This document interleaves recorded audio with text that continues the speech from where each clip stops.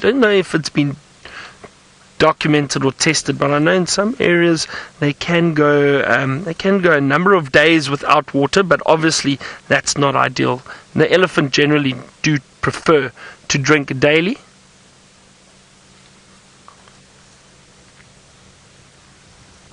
And I'm just having a look here. There's some young ones coming along the road. I'm hoping that they walk towards us. It would be great.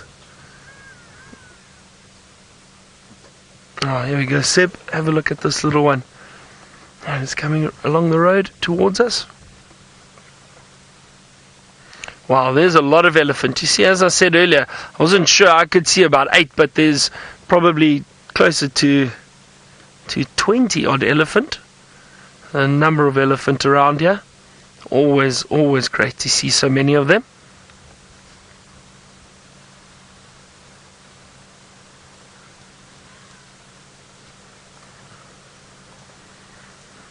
There's a vehicle coming. I'm just going to move out the way quickly for them so they can drive past us. But stick with us. We've still got a nice view of these just ahead of us over here.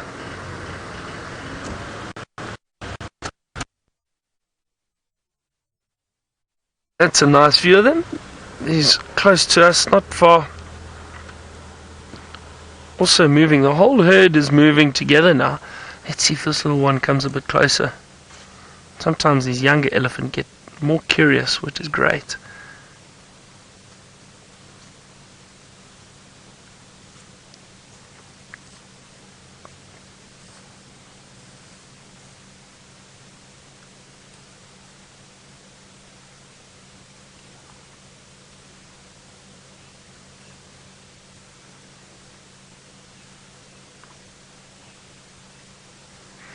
Still, Max, you asked why the elephant bulls live alone. Well, they won't necessarily always be alone. You might find small groups. Maybe a big old dominant bull that's got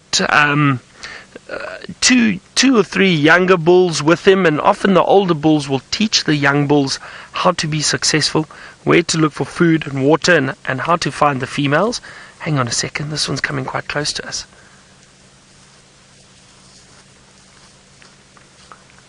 Wonderful, isn't this great? Nice little view. There's Ellie close to us, a young elephant.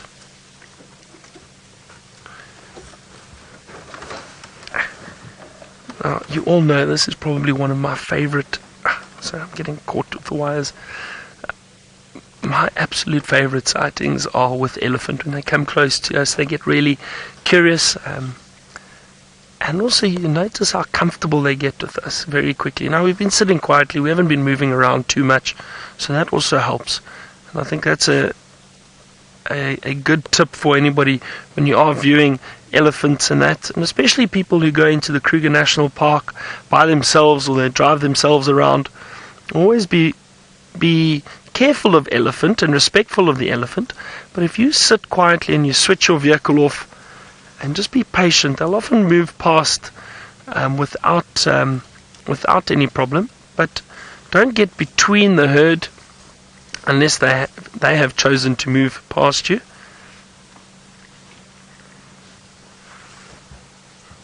Hold on, I'm going to try reposition quickly again.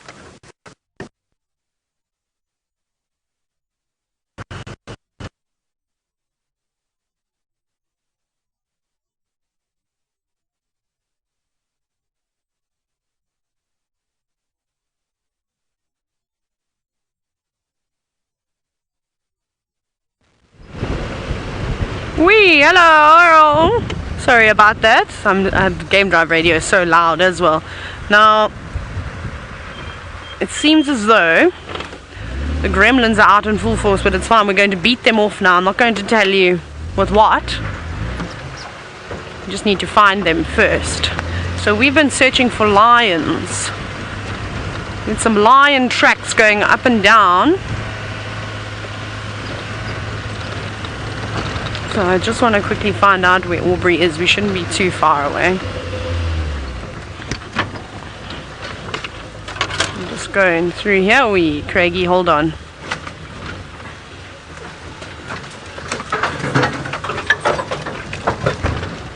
Sneaky, sneaky, sneaky, sneaky.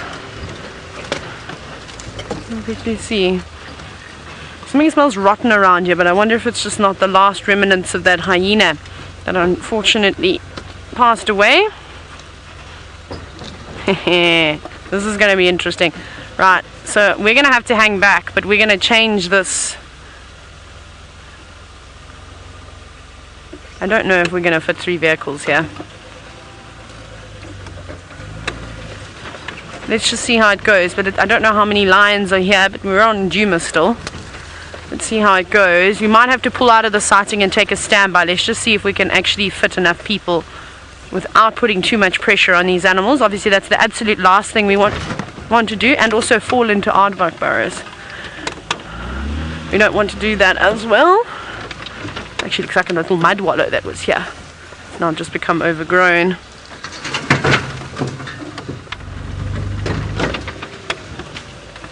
Craig, we're gonna have to do with this. I can't see how many lions are actually here, barring the big mane that you can see.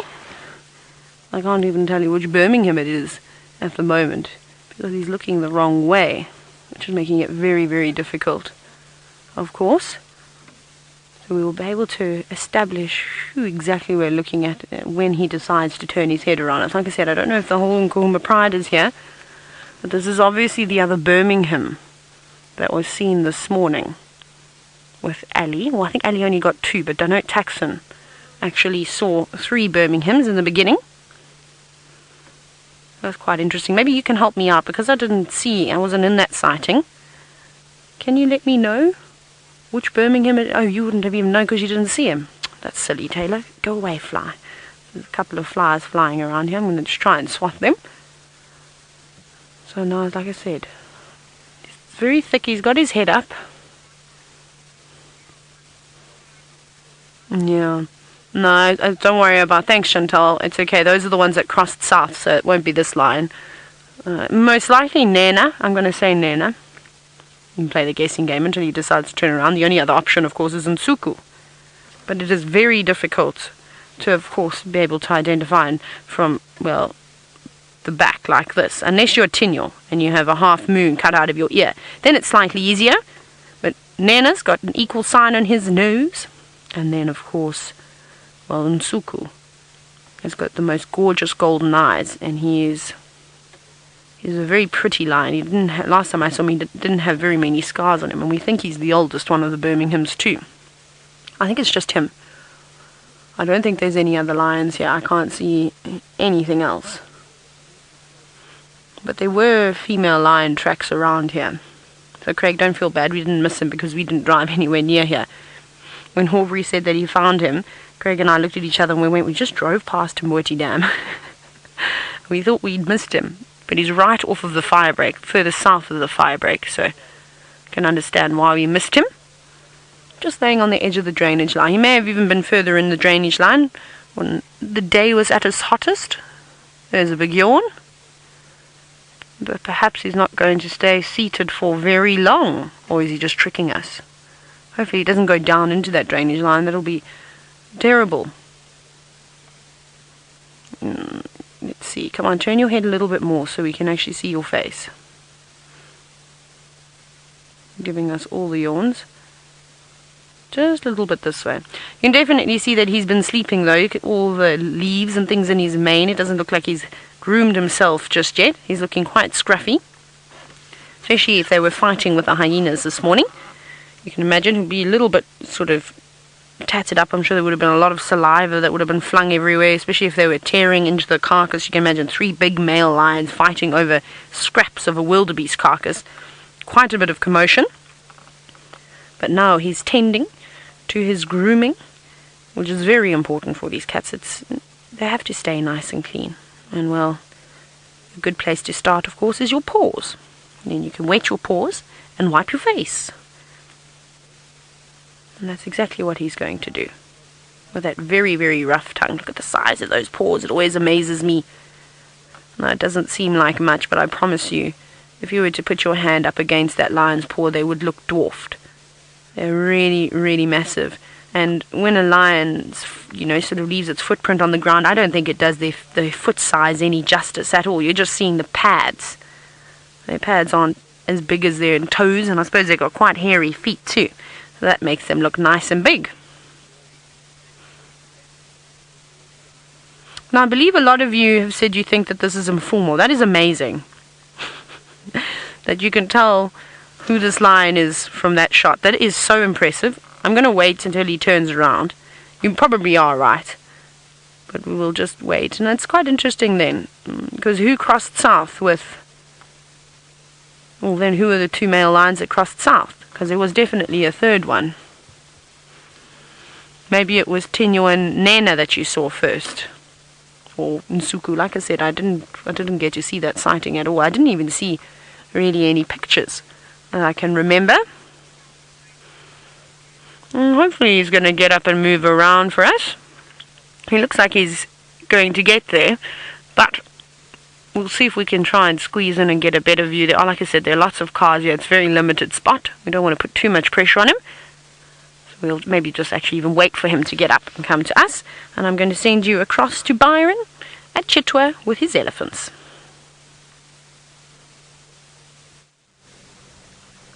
Thank you, Taylor. Well done on finding that male lion.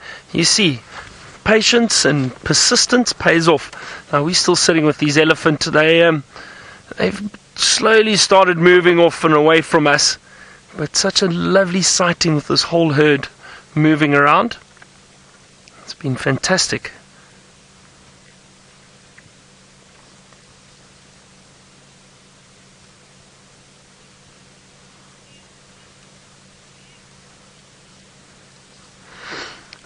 Still, Max, you asked where the elephant are going. I don't know. They're going that way. I don't know where they're going. So I thought they might be heading down to the water perhaps, but they've decided not to. They're heading away from the water, and they're moving kind of in a northeasterly direction, I suppose, from where we are. But lovely views of them and this beautiful light at the moment.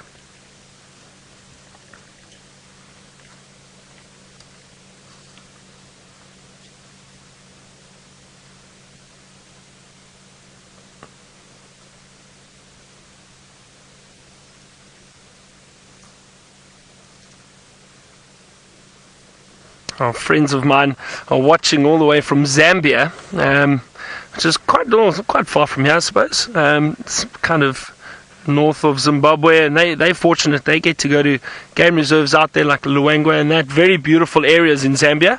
Beautiful, beautiful game reserves, and some wonderful sightings. And it's Stacey and Torsten. Stacey asked what the gestation period of an elephant is. Stacey is 22 months, and I'm surprised Torsten didn't tell you that. Shame on you, Torsten. I actually wonder if Torsten knew. And they also got engaged recently. So I suppose congratulations to Stacey and Torsten. I suppose his persistence paid off. He might shout at me for saying that, but anyway, congrats, guys. Look how interesting. Each elephant has got slightly different tusks. If you have a look, those ones are quite wide. You see that? They kind of just spread out a little wider than the others. So all the elephant tusks are quite unique. Now, look how playful these two are. They're putting on a show for us now. So Aiden, age 6. Oh, wow, that one elephant just broke a tree. I'm sure you all heard that. Aiden, I'm sorry, I didn't hear your question. Chantal, could you just repeat Aiden's question for me?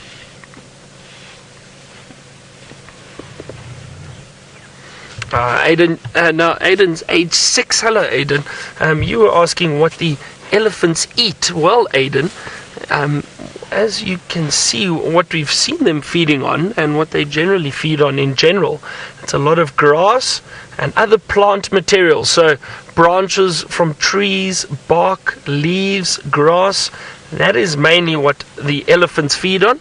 So they are herbivores, which means they only eat plant material. Isn't this nice to see these two youngsters playing? These young elephants are always wonderful to watch. Very, very playful. Always doing something. And look at that light. Isn't that Really beautiful.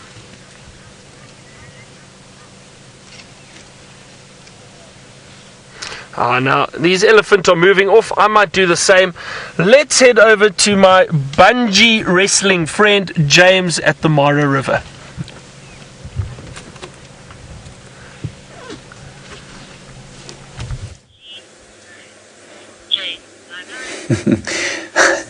Hello everybody, here we are now at the main south crossing where we were before, and we've got a really quite nice little arrangement of life here. It's a little difficult in these light conditions and with such a variety of different focal distances for the camera to focus. So if it does lose focus, I apologize, I will fix it. What we have in the foreground is a Goliath heron, very large heron, in fact the largest heron. That's exactly what I was talking about.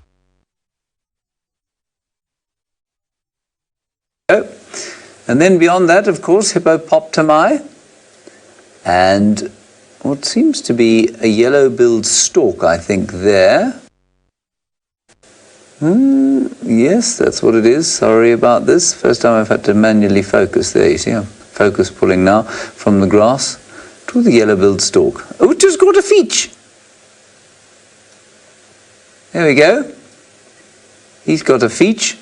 I wonder, I'm just going to, while you watch that feed, I'm just going to go to the main north feed and see if we can't see the stork better, because he's right underneath the camera there. But I don't see that we can. No, he's in too much of a hole, too much of a gap. Okay, well, let's just stay there. Let me zoom out a little bit, and then we can go across to the sacred ibis that were there, and there were also some Egyptian goose, which seem to have absconded. That is sad. Oh well.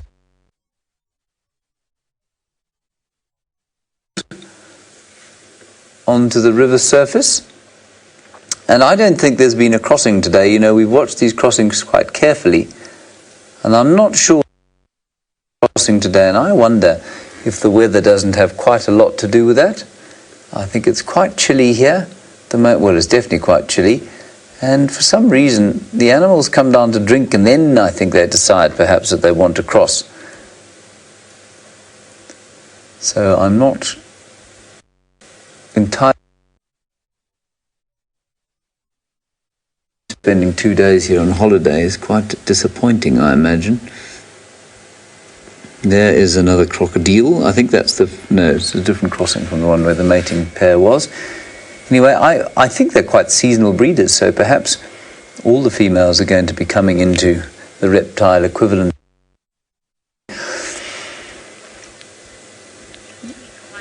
Let's just keep looking down here, and I will tell you that there's an enormous traffic jam down below where I'm sitting, which I'm not going to show you because it's not very attractive, but in a much more private way, you're going to go and view the same animals that that traffic jam's looking at with Taylor.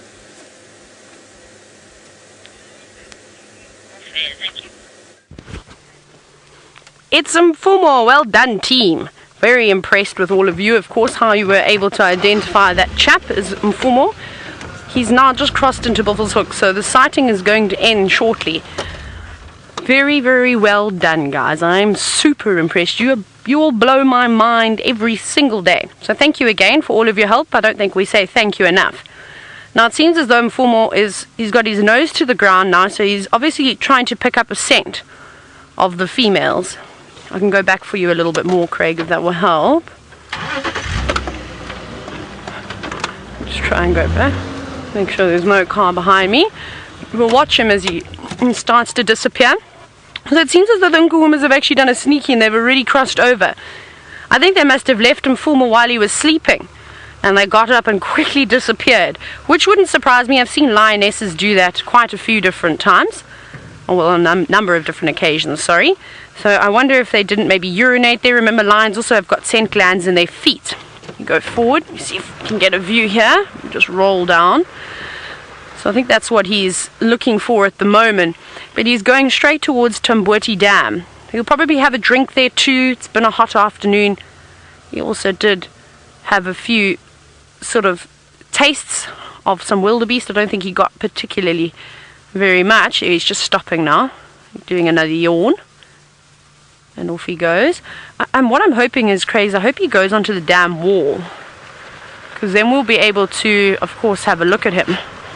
Now, there are lots and lots of cars here.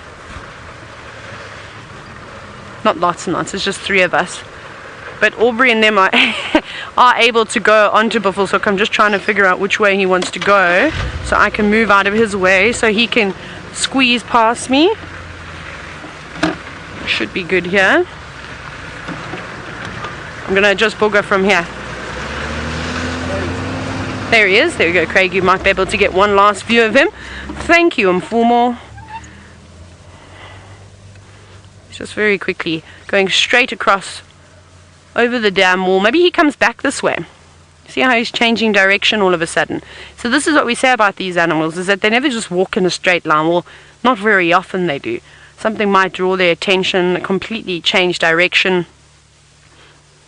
However, I suspect he's going to go straight towards the dam now.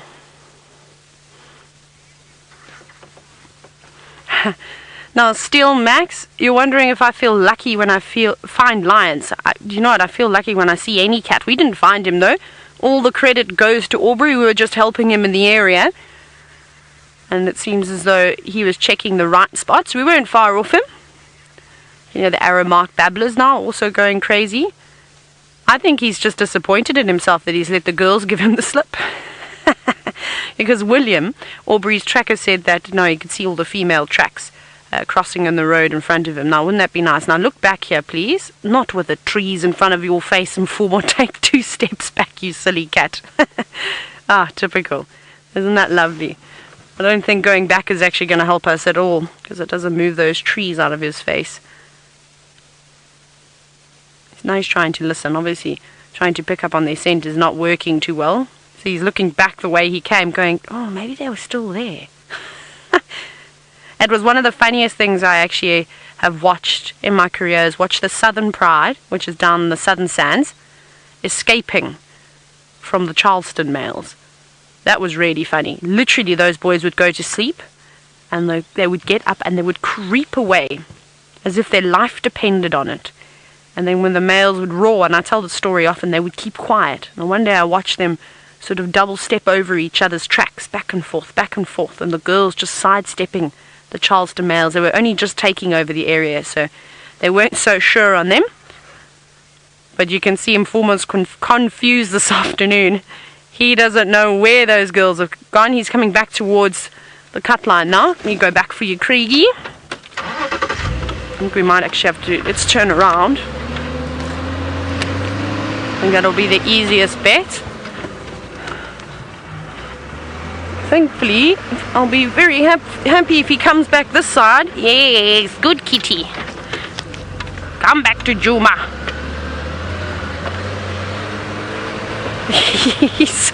This is my favorite, is watching male lions and they're so confused. Yeah, that's what happens when you have a good sleep. I don't think there are many animals out here that sleep like a male lion.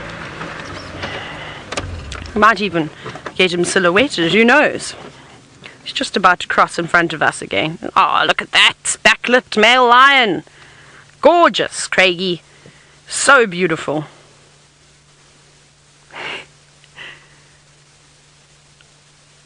He's also, this is actually what I look like when I'm tracking.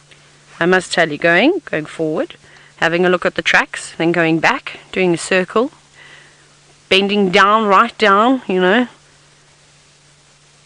He doesn't know what he's doing. So I think the lions have definitely crossed over. Right, back over this big hump we go, Craig.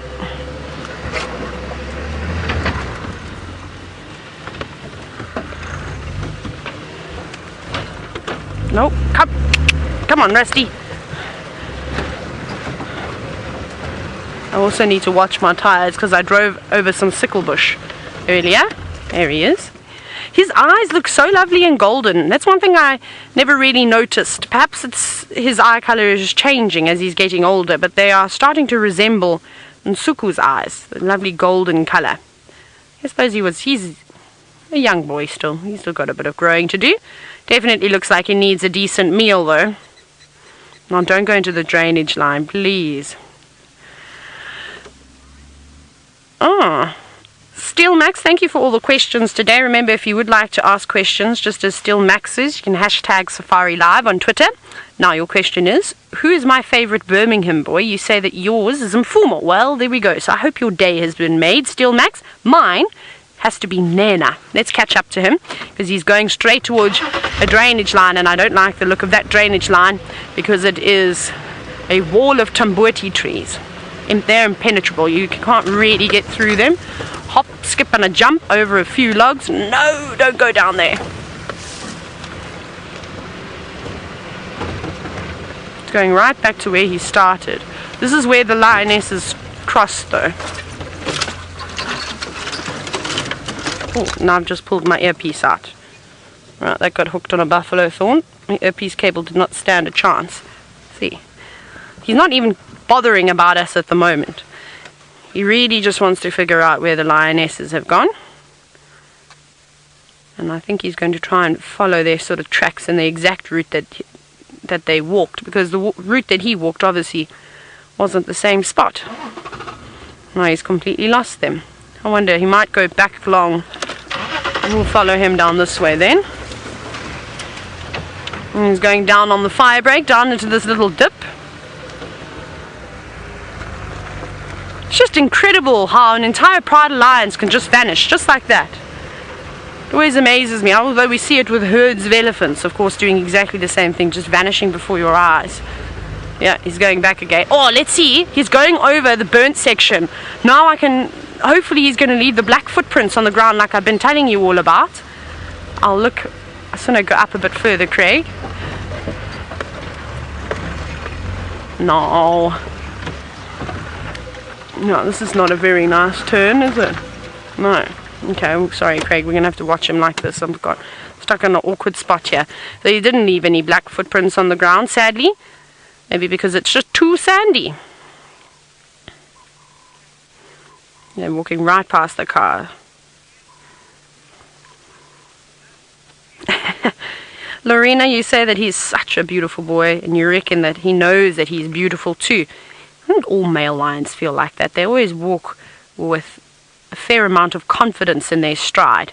Look at that. He just says, vehicle for what? I'll just squeeze past you and ignore you and not even look up at you.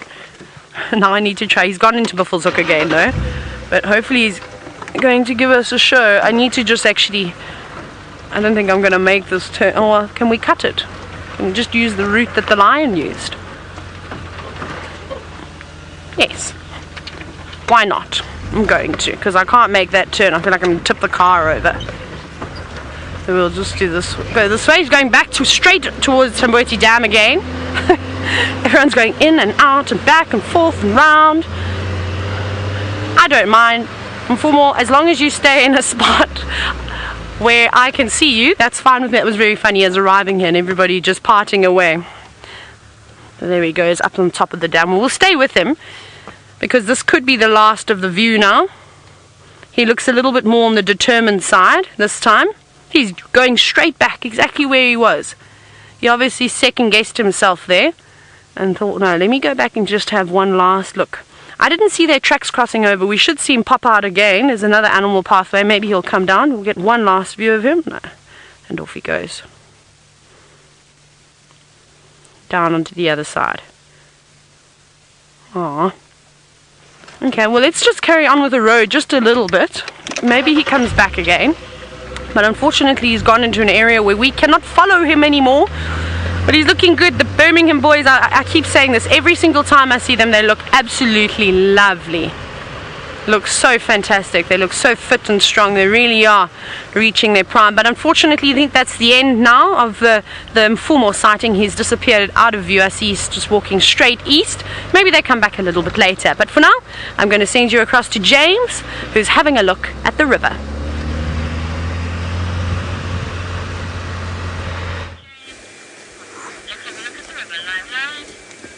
Yes, indeed, we're back at the river, everybody, and I wonder if we might go to Dusty. No, wait, we've lost signal at Dusty Crossing. Don't go there. No, unfortunately. Well, we can see the hippo that are there, but we can't really zoom in on them. There they are. Surrounded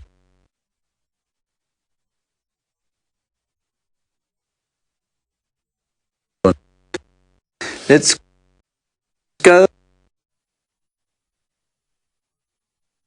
here in the migration control room, but unfortunately they have moved. Let us go across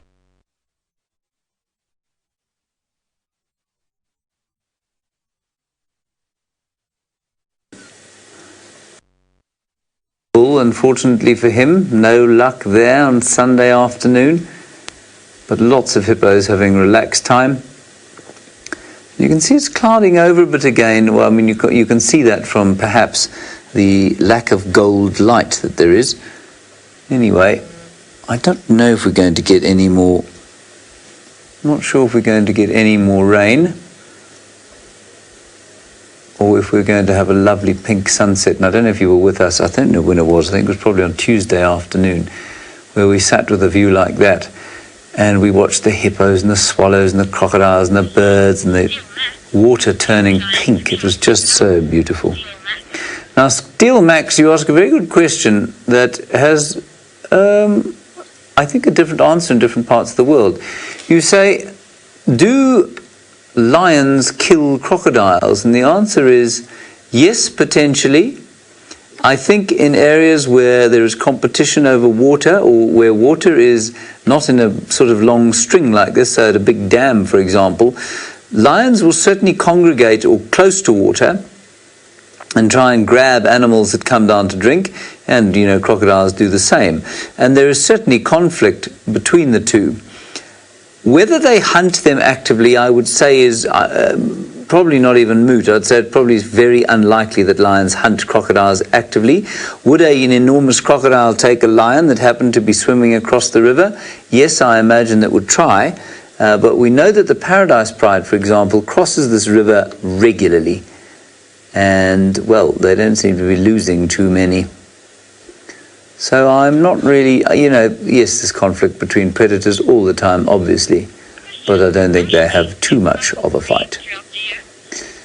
Now, Roshni, you're wondering if crocodiles breed throughout the year. I thought that they were summer breeders. Certainly in South Africa, I remember them as being summer egg layers, and they are seasonal. So, no, they don't breed throughout the year normally. I imagine that they are the same in this area, but it's possible. I mean, I'm really having to scrape the back end of my memory here, but my memory, if it serves me correctly, the sort of end of winter, which of course is now, would be not quite the end, middle of winter would be the time that they mate, and then they would lay eggs in the spring, you know, after a sort of few months incubation inside, I think. But I might be wrong. I'll check that up for you and tell you next time you see me. Hippo, of course, are aseasonal breeders, especially in an area like this, and they'll breed any time of the year. Now, I can't see anything else at this crossing. Maybe we'd try Main North, if possible.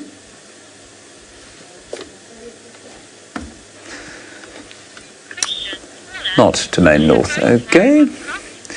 Paula, you say, do the hippos worry about the crocodiles? No, the hippos don't tend to worry too much about the crocs, Paula. They will certainly give them a very vicious bite if they were to go anywhere near the baby hippos. There is a bit of conflict at carcass sites, like I said, and we watched at the carcass of a topi the other day, where the hippo got in amongst the crocodiles, and what they were doing, I don't know. I don't know if they were chasing crocodiles. I don't know if they were trying to get a bit of meat. It's very difficult to say. Let's have a little look down here. Can we go to the Main North crossing? There we had. Now our stork came across to this crossing, and he did a little bit more fishing there. But I think he's moved off now. Oh, well, we've got a bit of gold out front there. That's very nice. Let's go back that way. Come on, up you go. That's it. And in the background, all of those things that look like rocks are not rocks. They are hippo. Look at the lovely can you call it a spume on a hippo? I don't know. Like you would on a whale. That's beautiful, getting caught in the last rays of this stormy afternoon's light. Let's just see if we can't see a croc here lurking on the banks. They do wait at this crossing point, especially there on that little, well, what should we call it, peninsula, wide peninsula there. One should always try and use the word peninsula in a sentence every day. I think you should try now and ask Taylor to use the word peninsula in a sighting of one of the world's rarest birds.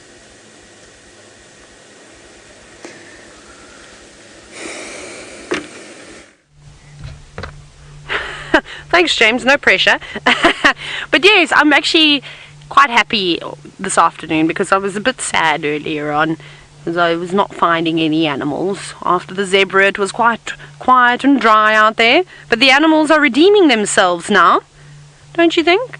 First Mfumo, after the McCurdy-hurdy, we'll just call them the McCurdy-hurdy, and then I said that I'd like to see some southern ground hornbills and owls. Well, we can check at the southern ground hornbill. The only thing that's bizarre here is that there's one, and I've checked the other trees and I've been scanning around and I cannot see any other hornbills. It's just this one. Now, that's quite unusual. And they live in family groups with a dominant breeding pair, and then you often find others that come in and help, so they're cooperative breeders. So it's unusual to see just one all by itself. Well, I wonder what's happened there. You can see it just preening itself. And I don't want to go too much closer either because it's quite shy. I mean, they're shy when they're in a group, but on their own they've just got one pair of eyes to watch their backs. But sitting up there, and I feel as though that's quite a thin branch for such a big bird to be sitting on. They weigh a couple of kilograms. And you can see it doesn't look like the sturdiest tree, and it looks like it's quite old too. It must have been ring-barked by the elephants at one point. Wouldn't that be funny? What do you think would happen if that branch broke? Do you think that hornbill would be quick enough to spread its wings and take off? Or do you think it will go tumbling down to the ground? Craig, what do you think? Because it's not far from the ground either. It's only about 15 meters up or so. Well, it's showing off. It's balancing skills. Half of a tumble and then fly. You reckon? So Craig says he thinks half a tumble and then it might fly. I don't know if I'm that hopeful. I obviously don't want the branch to break, but it would be quite funny. We see that very often with vultures when they're landing in the trees, but off it goes, out of view. I don't know if we're going to get another view. Trying to think what road is next here. Gari Cutline. Let's go into Gari Cutline. Maybe we'll get another sighting of.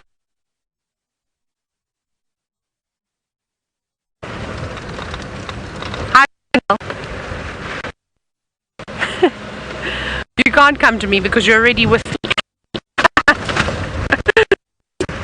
Oh, that's funny. Right, let me quickly have a look here. I can't believe that there's just one southern hornbill here. I've never seen one on its own. There they are. Here they are. I knew it. I absolutely knew that they couldn't have just been one here. That was too strange. 3, 4. Another one coming. Are we going to have a fifth one? No, it just seems like 4 of them. Ah, beautiful, wonderful. Panning, Craig. Look at you go. Butternut Craig does it again. How do you like your new nickname, by the way, Craig? Better than Batman. It's better than Batman, hey? So much better. I know it wasn't the longest sighting. We got to see them doing all sorts of different things, from flying.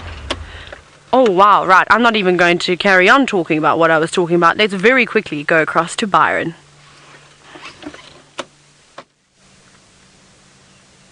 Now I have managed to find something very interesting. If you look in that hole, there's actually, can you see there's something furry inside there?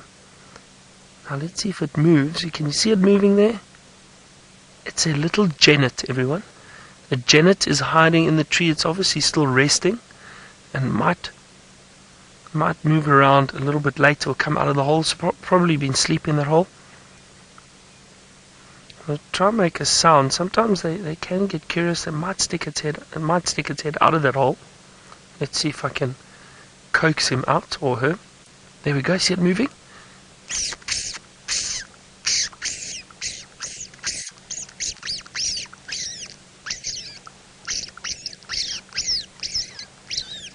You see the spots there very clearly. Wow, this is amazing. And unfortunately they are very shy, and it's still a bit too early for that Genet to come out, but you might see the head moving every now and then. Come on.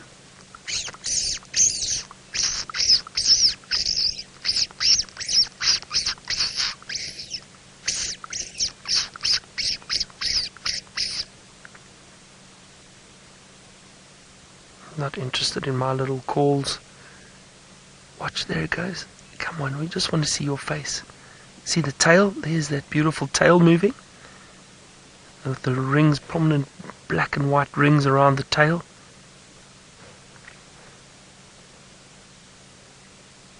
There we go.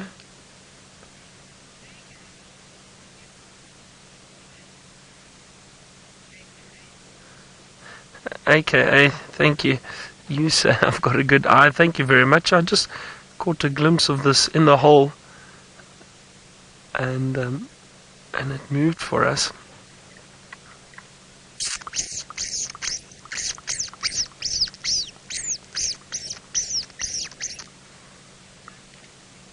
I'll show you, Paula. Now you're asking what exactly is a Genet. I'll show you a photo of one. Looks like that one's managing. Oh, he's going up the high up. You can see moving through the hole over there. The next hole, Seb, it was moving through there. So it's now climbed all the way up through there. Wow, so this whole tree is hollow. I mean, for that Genet to be able to move up through there. Oh, it's such a pity. I was hoping. I'm just going to see if there's another hole somewhere. I don't think so. Hold on a second. Let me just look this side. You know what, Seb? Hold on. Let me just turn around quickly. Maybe we get a glimpse of it. Just stick with us for a second.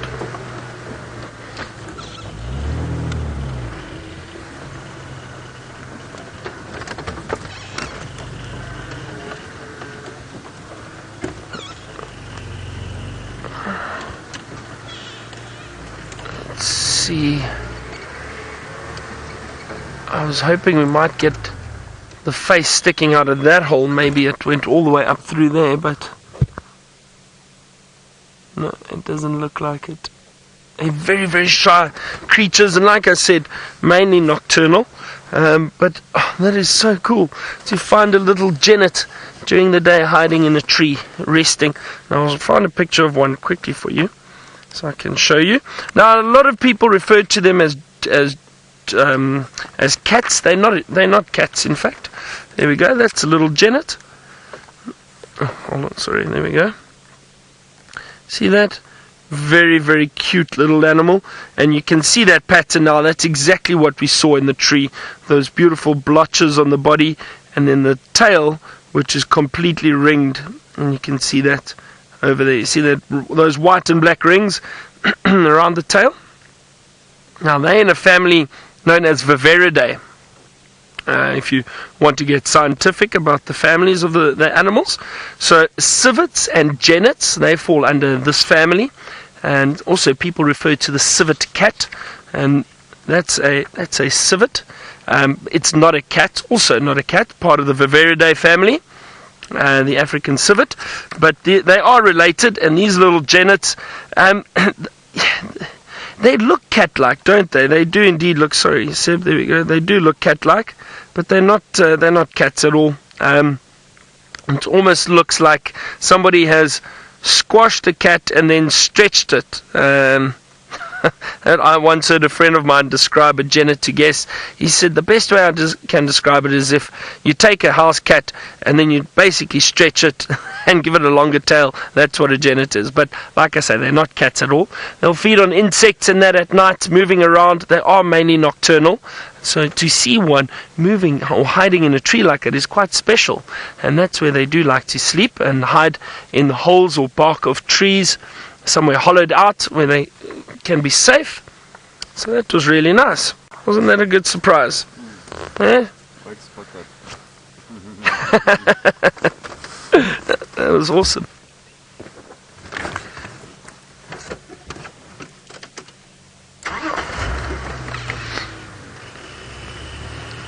James, you asked if I'm just going to have another look here quickly. Doubt it's back here.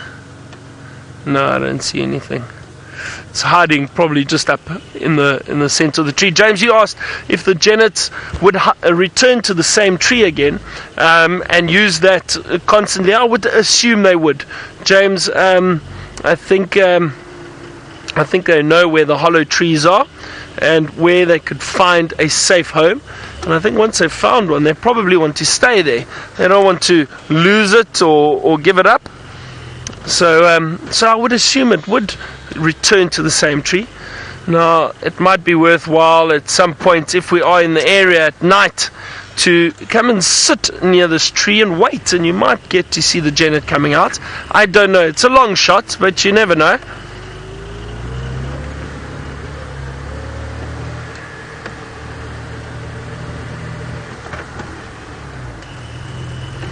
Zena, you say the first time you've seen a Genet? Oh, that's awesome.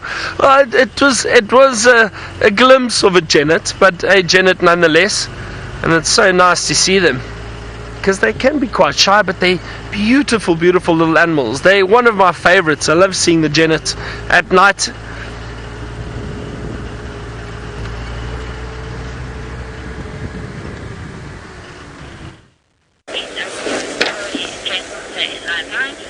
Right, everybody, here we go. We have a lovely sunset in East Africa. I've just been doing my crocodile research here, and I was almost correct. It would seem that the egg-laying... well, no, I wasn't really correct at all. The mating is in August through to December, if I'm reading this correctly. Anyway, I'll have a look at it. I wasn't too far wrong. The mating season is largely sort of a little bit later than now, and then the egg laying takes place 1 or 2 months after that. But as I did say, thankfully I was correct, there is a distinct mating season. Isn't that a pretty sight? We can try and zoom in a bit there, if I can figure out. Oh dear. No, it's wood. Is it? Was it a carcass? I think it's not unusual to find the floating corpse of a wildebeest or zebra or topi, accompanied sometimes by some of the smaller crocodiles who are unable to anchor them. Let's go back there. It's a bit pretty, isn't it? Let's go to the hippos at the end.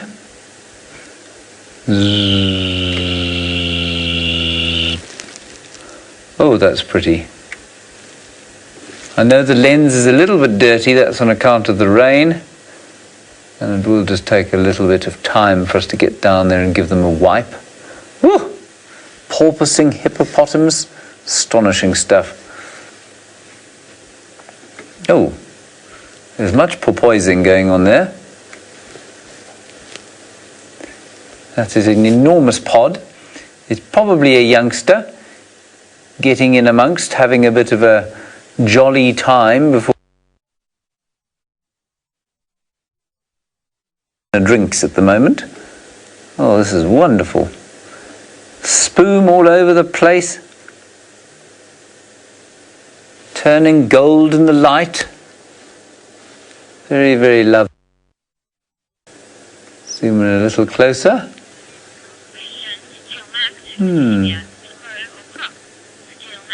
Still, Max, you're wondering who's... Oh, look at the little ones having a bit of a fight there. Still, Max, you're wondering which ones are heavier, hippo or crocs? No, hippo much heavier. Well, big hippo. Big hippo bull weigh in excess of 2,500 kilograms. So that's 2.5 tons. And the big crocodile seldom will get too much over a ton in this area. A Nile crocodile, that is. Isn't that cool? Watching those little things there?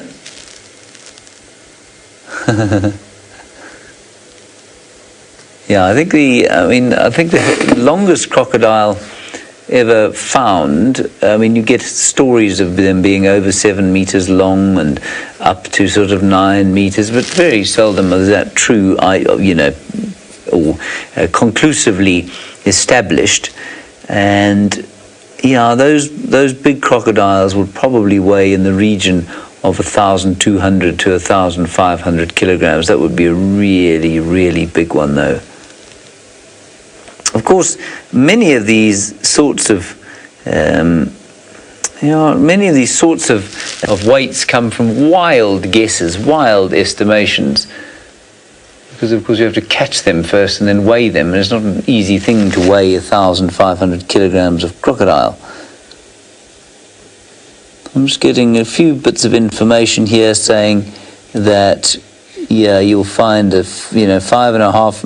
Well, here's a 5.8 meter crocodile that only weighed 725 kilograms. So perhaps 1,000 kilograms is really too big. I've certainly heard of a crocodile over 1,000 kilograms, which is a ton.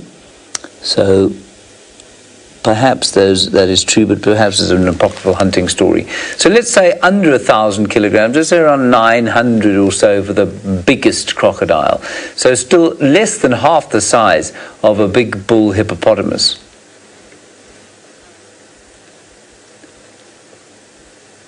And I'm not sure which one I'd like to meet less in the water. I think I'd far rather not meet a crocodile, actually. Kirsten, have we got the mountain cam? What I'm going to do, everybody, is just try and find these two quite astonishing little weavers that are fighting with their reflections. They're called Baglefecht's weaver, or the Baglefecht weaver. What on earth that means, I couldn't begin to tell you. What is Baglefecht?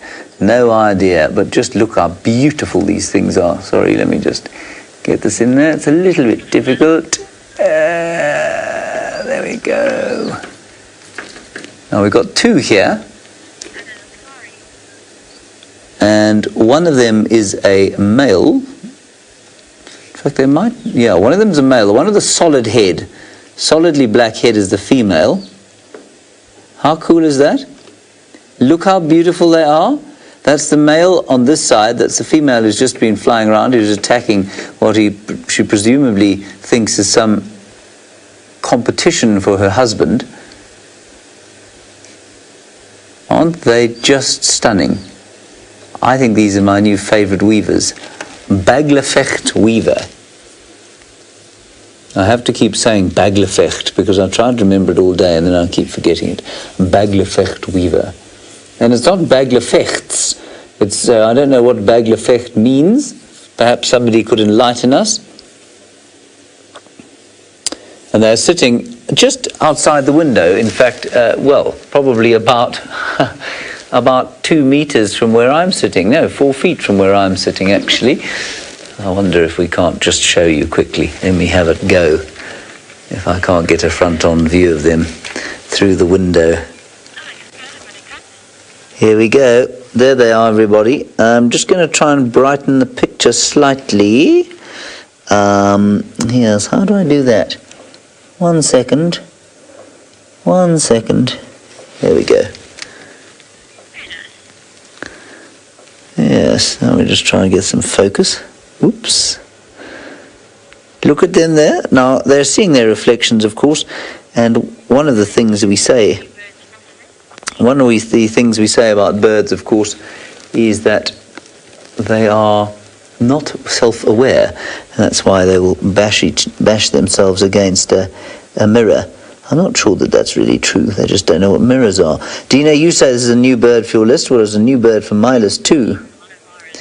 And this is number 17 on your Mara list. They're having a bit of a squabble now. Silly, silly people. Don't squabble. It's Sunday. I'm just trying to brighten this slightly for you, everybody. Bang the gain up a bit. Oh, that's better.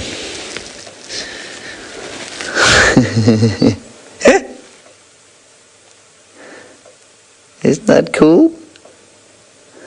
Look, she's so cool. Sorry. We lost it just a bit close in for the focus. Let me get out again. that's him there. Yes, what a vicious fellow you are. Now he can see me coming, you see. Yes. Now they'll be seed eaters, of course. Good time of the year. Lots of red oatgrass seed. We'll just focus on her now. Hi. I think she looks very, very disinterested in him. I also think she looks like she could be on diet. She's got about 4 chins. Now she looks embarrassed because I've noticed that.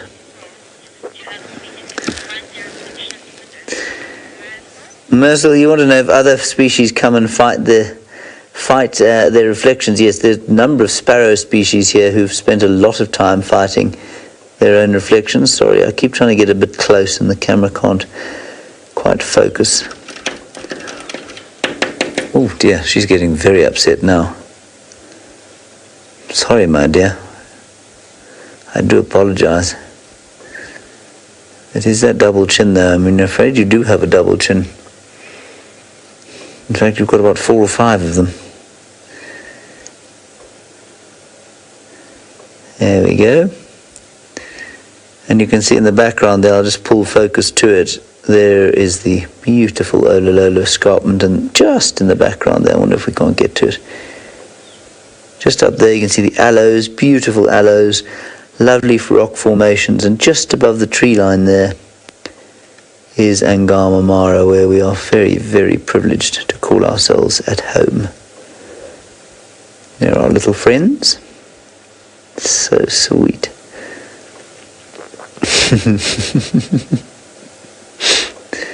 I don't know why they haven't gone to bed yet. I mean, it is quite dark out there. But soon they will, I'm sure. All right, maybe let's cut to another feed. My hands are getting a bit tired now, if you don't mind. And let's go to the main north crossing, where we have just the golden light and the peace of the Sunday sunset there, which I think is rather marvellous. Oops, the daisies. Let me try and get control of that camera again. Hippopotami having their... Oh, there's one of them going to the loo. That's quite interesting. We don't often see that. I mean, they do it in the water. But what he was doing there, of course, is... And dear watcher, apparently you were asking if they defecate in the water. Well, certainly they do. And that flapping of the tail is normally what they do to spread their dung in a territorial marking, but clearly also in the water. And I suspect there was quite a lot of territoriality associated with that one, because otherwise he would have just done it under the water, as opposed to lifted his not insubstantial buttocks out of the water and then flapping his tail.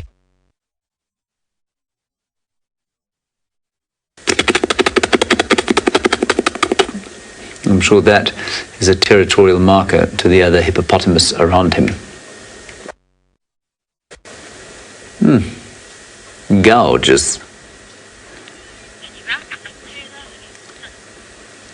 Righty, we're going to wait here, see if anything develops in the dusk while we do that. Taylor apparently, astonishingly, seems to be looking for animals.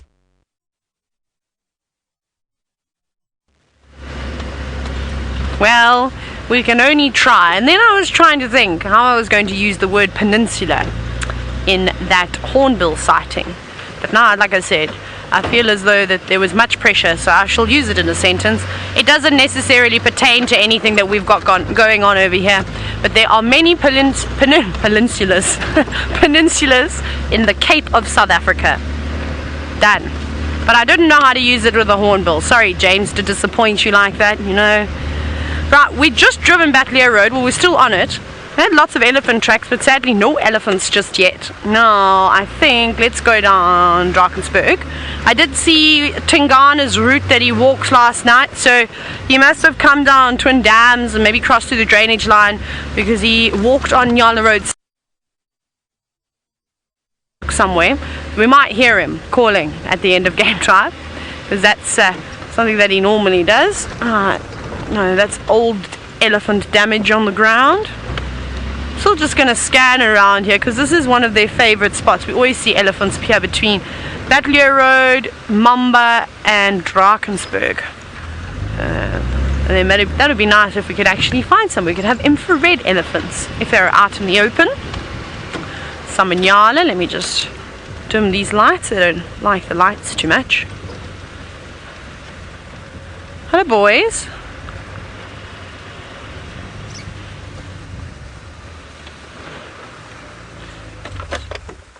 Here we go. They're younger in Nyala Bull. Now, Riti, you're hoping to see owls and eagles. Might be getting a little bit too late for eagles, but perhaps you'll see them roosting. That's definitely a possibility. I don't think there will be too many flying about. But this, of course, is the time for the owls. And I did hear a pearl-spotted owlet calling just after we saw the southern ground hornbills. And I desperately tried to call it. I did the whistle, but I got no response. So perhaps it was telling me that I don't do a very good pearl-spotted owlet call. That's fine, though. So we're going to keep searching. What we will do is we're going to start making our way towards camp now. And the reason why I want to go towards camp is because there's a pair of scops owls that are living in camp at the moment. So I feel as though we have a good chance of finding them. We found them the other night right at the end of game drive. So we'll try to do the same thing. They should start calling about now too. So I know we've only got about, maybe 25 minutes or so. So we've actually got to get a move on. I'm a bit far away. Hello, Nyala. You are much bigger than the two we were just looking at, aren't you?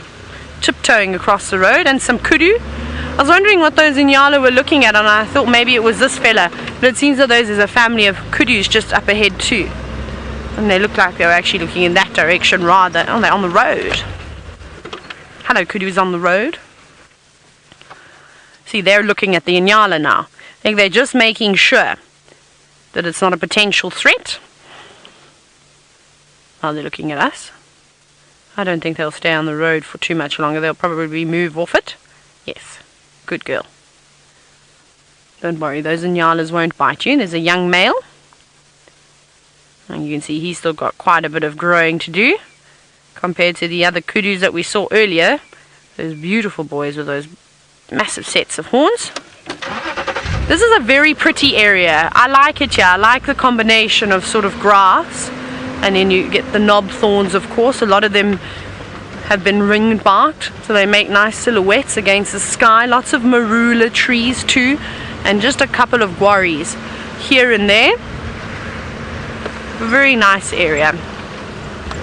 This is where I wish we could have a whole pride of lions walking through. I just have to keep checking. Hey, who's this? Is it? No, this is a fork-tailed drongo. I think that's. I heard a.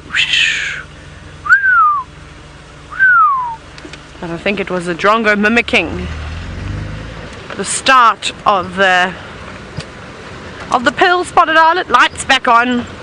Right, we're on Mamba now. This is a good road too.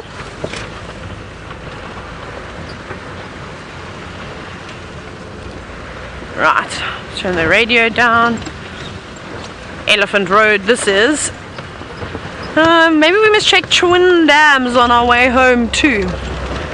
I think that'll be a good idea. Craig, what happened to the aerial? Did you put it like that? No. That was nifty.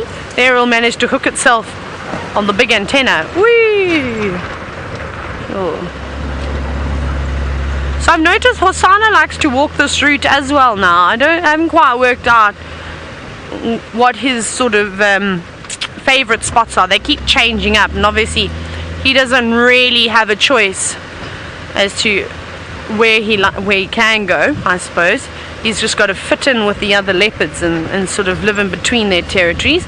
But we'll give it a bash because he has been found around here a couple of times. Otherwise we're going to go and look for those scops owls around the DRC. In the meantime, I'm going to send you across to Byron, who I think has also just put his lights on. I wonder if he's got his infrared light attached, and hopefully he'll find you a chameleon or an owl.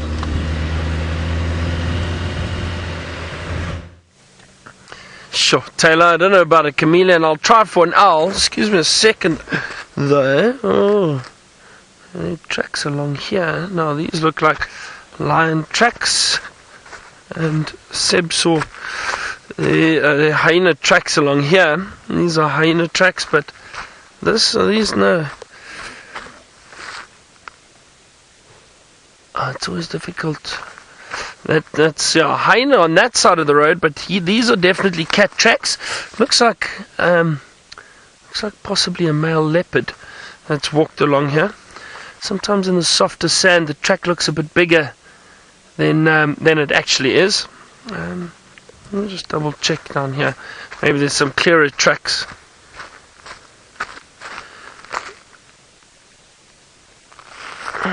No, but they're not fresh, everyone. Now that I'm just having a look, looks like these tracks are from this morning. I can see there have been vehicle tracks on top of these tracks, so not that fresh. But it looks like, no, this is quite a big track. No, these are lion tracks, and I think it must be one of the males that walk through here, but they're not fresh. Just having a good look at it. Yeah, no, definitely the lion tracks. Not sure when, but there are vehicle tracks on top of them. Just always worth having a good look. I think in the lab that is that hyena that we saw with Kayla that was running this morning. Oh, okay. So Seb was saying these tracks of this hyena on the other side is possibly the one that him and Ellies saw this morning. Yeah. They saw a hyena running, so very possible. It's getting dark now, so we get the spotlight. Well, I wonder if it's dark enough for the spotlight. Not quite yet. There we go. So we'll see what we can find. At night, I'm hoping to bump into a leopard somewhere. But yeah, it's not quite dark enough for the spotlight just yet. But we'll see. And also an owl. That would be great. It's funny how you go through these phases, I suppose, where you want to try and find different nocturnal animals, like the chameleons or bush babies. I'm now set on finding owls. But speaking of wise old owls, let's head to James in the Mara.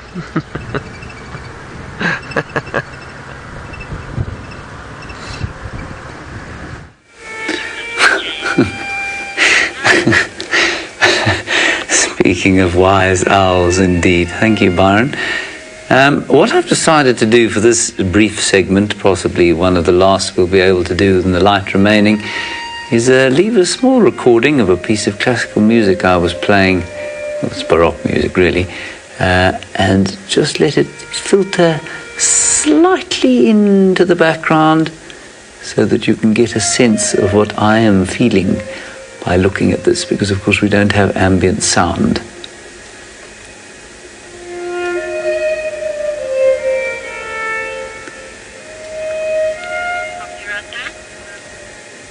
Isn't that nice? Don't worry, it was written in the 1600s. It's not copyrighted anymore. There are the hippopotami. Isn't that nice?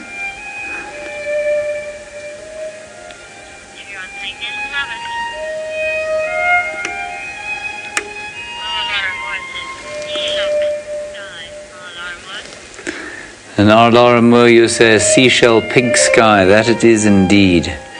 They fade this out before it finishes and gets replaced with something by AC/DC, which of course will slightly change the effect of what I was trying to create. Now you see there's still a bit of light out there. And they're slightly less. No, in fact, they are in amongst an enormous group. Look, there are thousands of hippo here. That's a tiny little thing. Thinking about getting out of the water, probably trying to be convinced to get up by a mum there, saying, come on, kids, it's time to get up and go foraging. I wonder if hippo have night schools for the little ones. Perhaps that's a teacher just giving some instruction. She seems to be surrounded by little ones. She's probably talking to them about the advantages of eating red oat grass versus the sort of more palatable but less nutritious grasses. just disciplining a small one there by biting him on the head. I'm glad I wasn't bitten on the head when I was at school. Well, not frequently anyway. Not by a teacher normally. I think let's stay on them. He's obviously a trouble causer. Look at him. Isn't it amazing how all mammals just about like to play when they are little? Some continue into adulthood, but many many only when they're kids. But eventually an adult is compelled to join in the playing, and then we have wonderful little heartwarming scenes like the one we're seeing right now. It's definitely a nursery or a creche or something. I mean, I don't think that they have twins, Hippo. I'm pretty sure they don't. And I suspect that's a young cow who's been set to, if not officially sort of set to looking after them. I wonder if she isn't sort of the creche. There are a number of mammal species where, you know, the older females, sorry, younger females, not yet mothers, will look after youngsters, and they'll congregate around females like that. That is just beautiful. Alrighty, let's head back to Taylor, who's got a primate trying to play those silhouette game things, I think.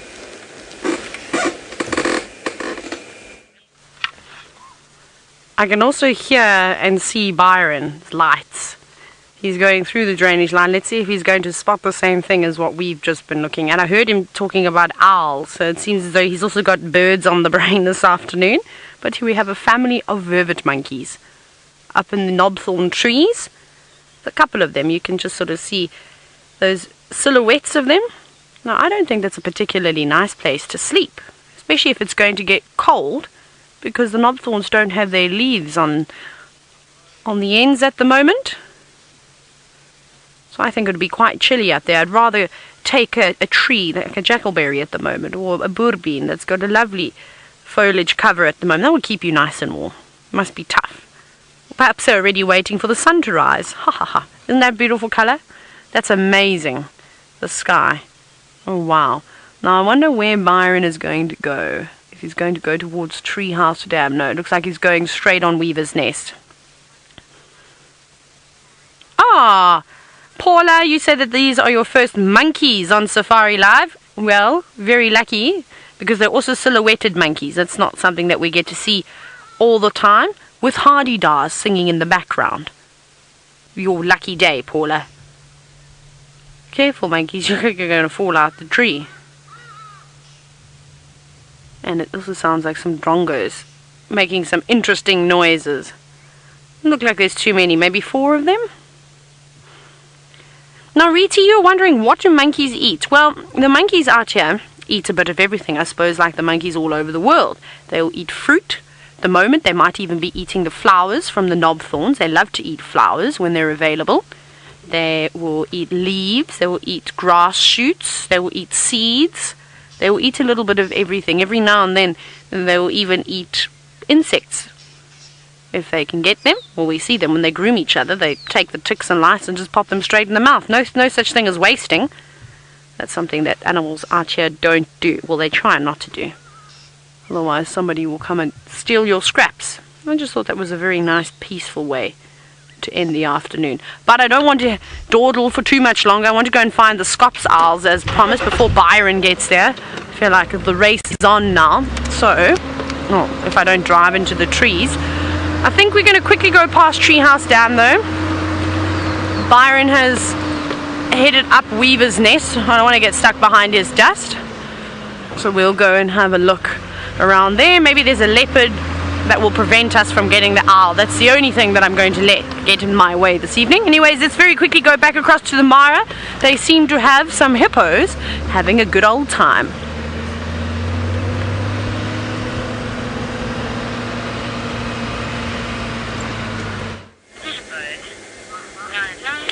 There are the hippo, everybody, but what I want to do, if we can, I'm just going to see what it looks like quickly while you look at the hippo. Hang on a second, sorry. is try and show you the colour. Oh, that is gorgeous. Can we go to the mountain cam, please? There is the mountain cam. Look at the colour that has just descended on the Mara. Isn't that wonderful? Let's go across the way. Now what I will do is change the exposure so you can see the sort of clouds colours. That's pretty much what it looks like to the naked eye now, which is a very, very pretty indeed. Then if we darken it, because our eyes can do this without any change, of course, because we're very clever, our eyes. That's what it looks like in the sky. And then if we brighten it up a bit, just gives you a better idea of what it looks like on the ground, which is what we can see with our eye. Our eyes can do both those things at once. So clever is the human eye and the brain associated with it. And not even the human, I mean all eyes. All mammal eyes, I'd imagine. Now the Agama pride, who we have not seen for a little while, is down there, where you can see those cars. There they are. And in fact, you can see a lioness. I wonder if you can. I can. Let me just go down a little bit here.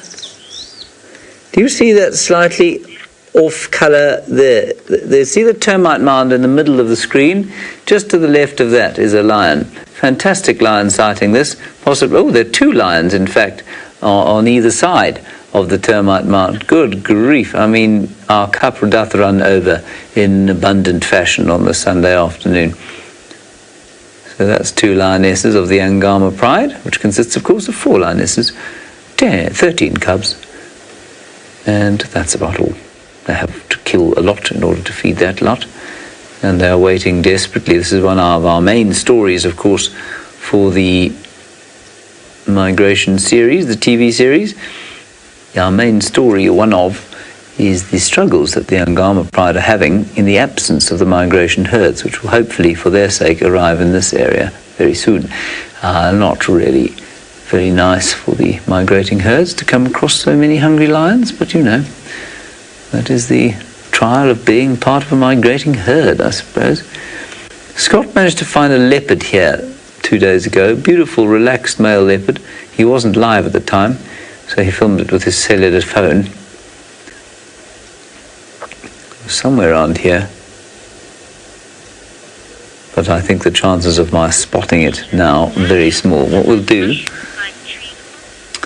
Daniel, you want to know what those mushroom-like trees are called? There are 2 main types. One is a shepherd's tree. The other is a Balanites aegyptica, which is a little bit like the torchwood that you get at Djuma. I think it's probably largely the Balanites trees that we're looking at, though. Isn't that lovely? Gosh, that's beautiful. Let's go back to Main North, where the hippopotami are having a bit of a box. There we are. Still, there's an argument going on between the creche owner and one of her more recalcitrant charges, while the one on the right, I think, has been put into the naughty corner, perhaps, or is just being a little geeky on its own.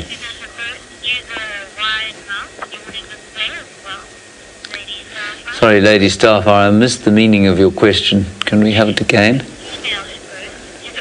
Oh, you said if female hippo do the wide-mouthed display in the same way that the males do, and yes, they do. It's not really, there is I think there's a sort of hierarchy amongst the females in a pod, with the oldest being the most dominant. So they probably do display to each other from time to time. They don't do it nearly as often as the males do. But I suspect when they're irritated or angry or trying to, you know, like this one is, trying to sort of discipline or play with the youngster, then yes, there is an element of display to it. Look at all the birds coming in for their evening drink in amongst the pink-skinned little baby hippo. That's just wonderful. Isn't that great? Look at the colour.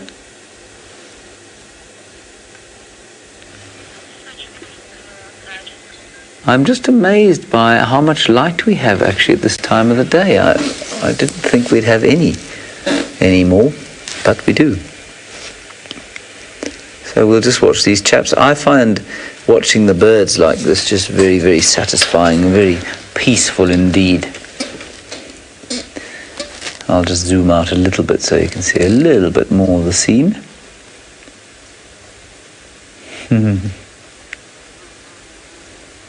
Oh, isn't that pretty? The deep blue in the far end of the river there. The red of the mud coming down and the silt. Obviously everything is cast in a slightly golden hue by the sun, which has set. And I think it's kind of reflecting off the clouds to give everything a really wonderful colour. Let's go and see what the other hippo are doing. Other side there. I'll have you know that my weaver friends are still boxing each themselves against the window.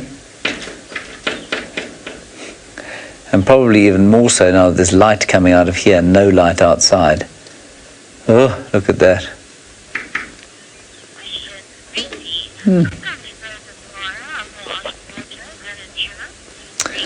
Richie, you say, why are the hippo here in the Mara more out of the water than the ones at Djuma? Richie, I'm not sure that they are. They probably spend about the same time feeding during the night. I don't think there's any more time spent feeding.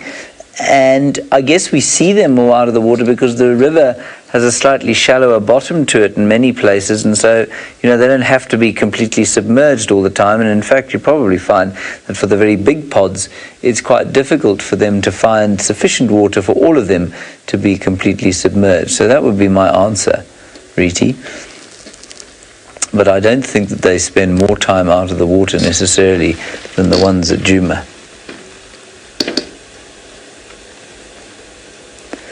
There we go, we have our hippo and we have our birds. Oh, more hippo having a fight. And of course, a beautiful piece of grass which has been focused on, not by me, automatically. No, we don't want to see your grass. Come on, grassy. I think this grass has come up. Let me just change this. I think it's come up, but since we put the cameras in, I don't remember it being there. There we go. That's called a focus pull, everybody. Not a very good one, but that's what it's called. Right, now, of course, one of the great excitements of becoming a young guide is the fact that finally, after years of going on game drives with various guides and people, you are handed not only your own Land Rover, sometimes your own rifle, a spanky new khaki uniform, but you're also handed a spotlight.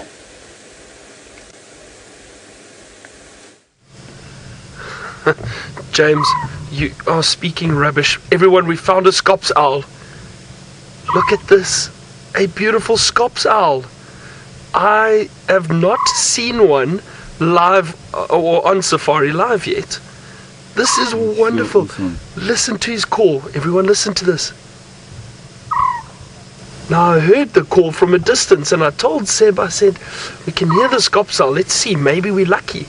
And we found one. I'm so happy and so excited. Wonderful. Now this is not an owl we see often. Look how well camouflaged it is. We hear them a lot. Very, very small owl. And it is actually the size with this and the pearl-spotted owl, they are very, very similar. Some books say that the scops owl is slightly smaller. So this is, I think, the smallest owl that we have in Africa, in southern Africa. That is beautiful. Really, really beautiful. Well, look at that. We said we're going to try find an owl. Mary, there we go. Mary and Chantal in final control. You say this is so cute. Mary, it is indeed. Look how beautiful that little owl is. And they're so well camouflaged. Often during the day they'll hide in trees and you don't see them very well. Or at all. You can see those little tufts, little feathers on the head. Look like ears. They do have little tufts that they stick up from time to time.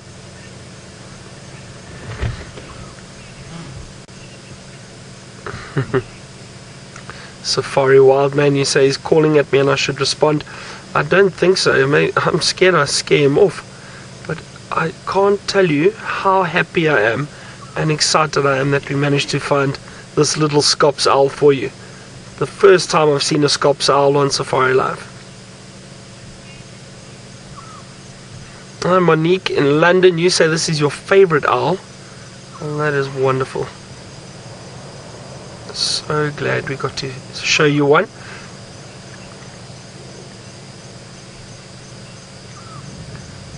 So Paula, that owl is about the size of my hand. So to give you an idea, if we zoom out quickly, I'll just show you. So if you just look at the size of my hand there, Paula, that's about the size of to give you an idea, just smaller than my hand. That's how big that owl is. So not very big at all. This is so wonderful. Oh, it is beautiful. It's beautiful. Orange eyes. And he's posing perfectly for us. Look how that beak is almost hidden with the feathers around it. Now these little owls will catch possibly chameleons and little rodents.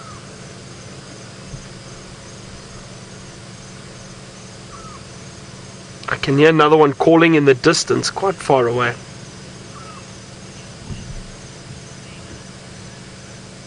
Zena, sorry, I don't know, I couldn't hear that properly. You say you just added this bird to your list. That's good. I wonder actually how many Scops owls have been seen on Safari Live. I'm trying to think, but I don't think there have been many. So what a great way to finish the show with this little Scops owl. We've seen a lot this afternoon. Zebra, and we've seen a lot of antelope species, wonderful elephant, and we've seen obviously Taylor found the lion, so it paid off for her in the end. So I hope you've all enjoyed it with us. Don't forget tomorrow morning again. Oh, of course, sorry, James and the Mara. we had a lot of exciting stuff with James, all the hippo and the crocodiles and the lions in the distance. There's always a lot going on. So it's been a wonderful, wonderful afternoon for us. Hope you've all enjoyed it. I think we need to thank, of course, the ladies in the final control, always for the voices in my head, I like to call them. And then, of course, Taylor and James and the Mara and Batman, who was with Taylor, Seb with me. Thank you, Seb. Thank you. And we're going to be finishing soon. I think we can finish off with the owl at least, which is nice. And I hope you've all enjoyed the drive with us. We'll see you in the morning for our sunrise safari. So don't forget, bright and early tomorrow morning. I'm not sure we're going to play rock, paper, scissors to see who goes out in the morning. And good night and goodbye, everybody. We'll see you all soon on Safari Live.